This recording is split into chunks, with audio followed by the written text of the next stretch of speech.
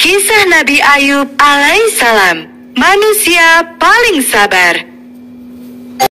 Nabi Ayub alaihissalam berasal dari keluarga yang terhormat dan kaya raya.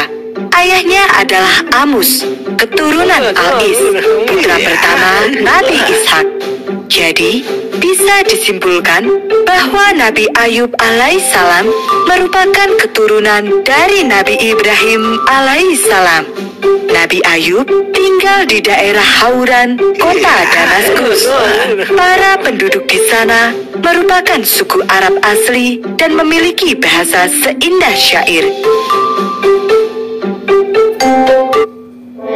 Nabi Ayub merupakan lelaki dengan paras yang rupawan, sabar, bijaksana, dan cerdas.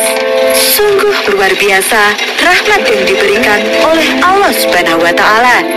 Sejak kecil, Nabi Ayub telah terbiasa bekerja, dan ketika dia dewasa, segala jenis usaha yang dikelolanya semakin sukses. Nabi Ayub memiliki ribuan ternak, bangunan, dan tanah yang sangat luas.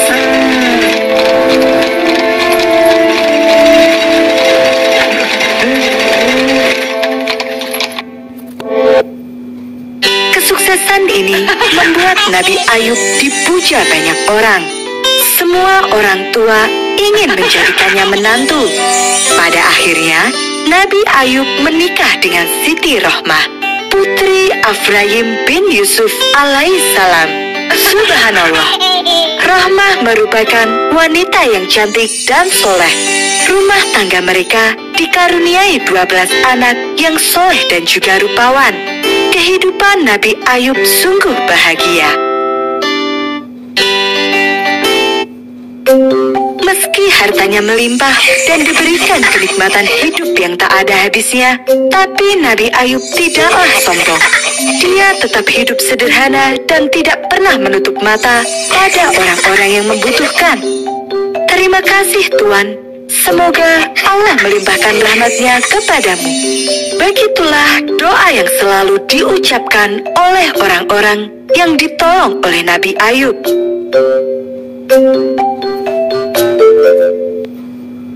Nabi Ayub adalah contoh orang yang kuat imannya dan rajin beribadah. Karena itulah Allah mengangkat beliau menjadi nabi dan bertugas menyebarkan ajaran tauhid yang benar kepada penduduk Hauran. Sejak saat itu, Nabi Ayub memulai dakwahnya. Dia juga membangun masjid-masjid sebagai tempat ibadah. Iman dan takwa Nabi Ayub yang begitu kuat membuat iblis tidak senang. Iblis kemudian meminta kepada Allah agar mereka diberikan kekuatan untuk menggoda Nabi Ayub.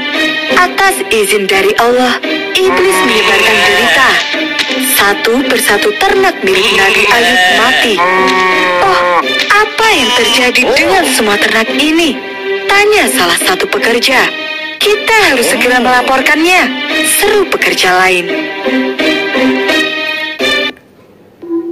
Dalam waktu singkat, kehidupan Nabi Ayub dan keluarganya tiba-tiba saja berubah. Seluruh harta hilang dalam sekejap. Dalam setiap kesempatan, iblis selalu berbisik, Tuhanmu telah berpaling, datanglah kepadaku, dan aku akan membantumu. Namun, Nabi Ayub tidak tergoda. Dia tetap bersabar dan mengharap pahala, serta berzikir di pagi, siang, ataupun malam hari. Merasa usahanya gagal, iblis kembali meminta izin kepada Allah untuk menggoda Nabi Ayub lagi. Kali ini, mereka berniat merebut semua orang yang disayangi oleh Nabi Ayub. Mereka menciptakan bencana besar yang merobohkan rumah Nabi Ayub. Dalam peristiwa itu, seluruh keluarga Nabi Ayub meninggal dunia. Seketika itu juga, Nabi Ayub kehilangan semua anak tercintanya. Astagfirullah. Astagfirullah. Iblis kemudian berkata, "Hai Ayub, lihatlah, Tuhanmu telah merobohkan rumahmu hingga anak-anakmu mati. Apakah kamu masih tetap menyembahnya?" Sekali lagi, Nabi Ayub tetap tidak tergoda. Baginya, semua yang dia miliki adalah pemberian Allah Subhanahu wa Ta'ala, dan dia sadar bahwa Allah bisa mengambilnya lagi kapan saja. Sebagai manusia, hal itu merupakan cobaan yang harus dihadapi.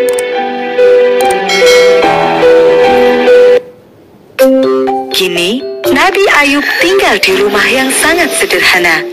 Untuk memenuhi kebutuhan sehari-hari, mereka harus bekerja dengan keras. Meski dalam kondisi yang serba kekurangan, Nabi Ayub tetap taat. Dia tetap berdakwah, mengajarkan iman dan takwa kepada Allah Subhanahu wa Ta'ala. Sikap dermawannya pun tidak pernah berkurang. Dia tetap berbagi, meskipun hanya sedikit. Setelah 2 musibah besar tersebut, datang lagi musibah baru untuk menguji Nabi Ayub.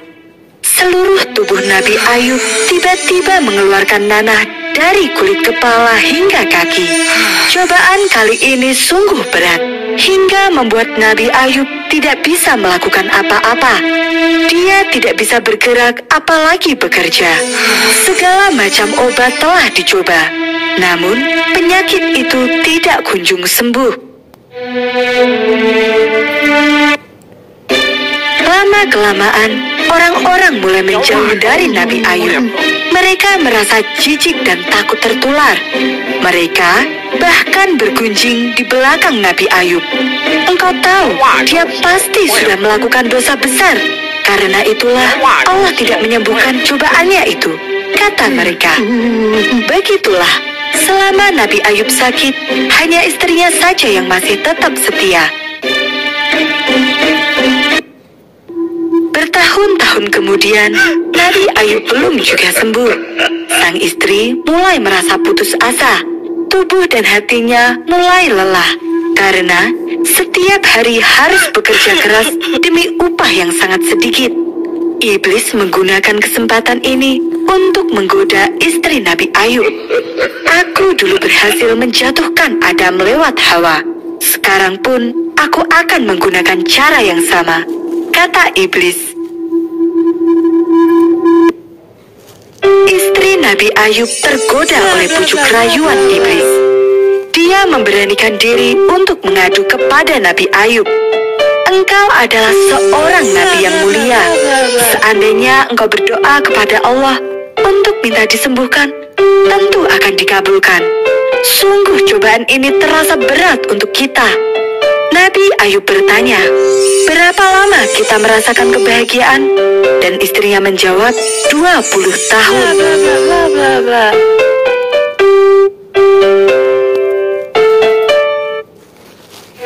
Lalu, berapa lama kita menderita? Tanya Nabi Ayub lagi. 7 tahun. Jawab istrinya lirih. Nabi Ayub lantas menjelaskan bahwa cobaan yang mereka alami belum seberapa jika dibandingkan dengan kebahagiaan dan rahmat yang telah mereka terima dari Allah Subhanahu wa Ta'ala. Maka, tidak sepantasnya mereka mengeluh, karena Allah tidak akan menimpakan cobaan yang tidak bisa ditanggung oleh hambanya.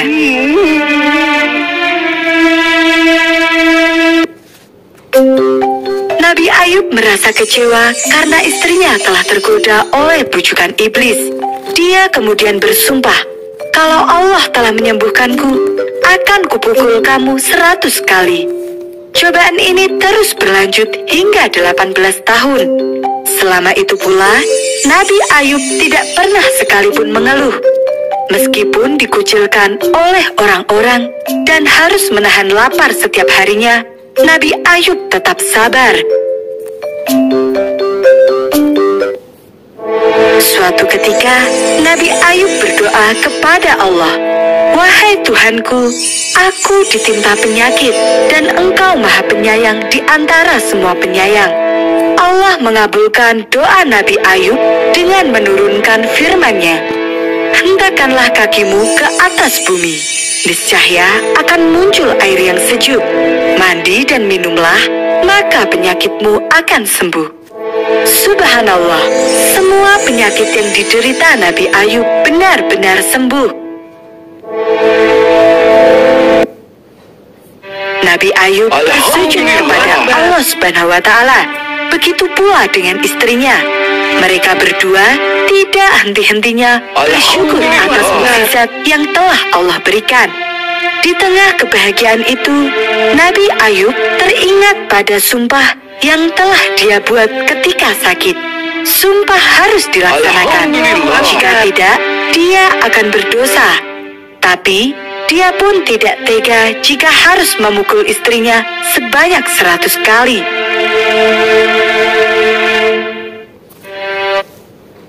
Sebelum Nabi Ayub melaksanakan sumpah itu, Allah menurunkan firman-Nya.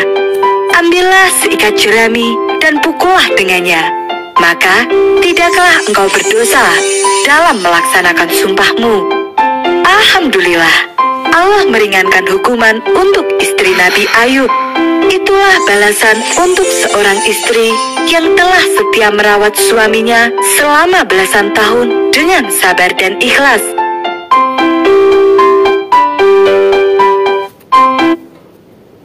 Setelah itu, Nabi Ayub dikaruniai kekayaan dan keturunan berkali lipat dari yang pernah dimilikinya.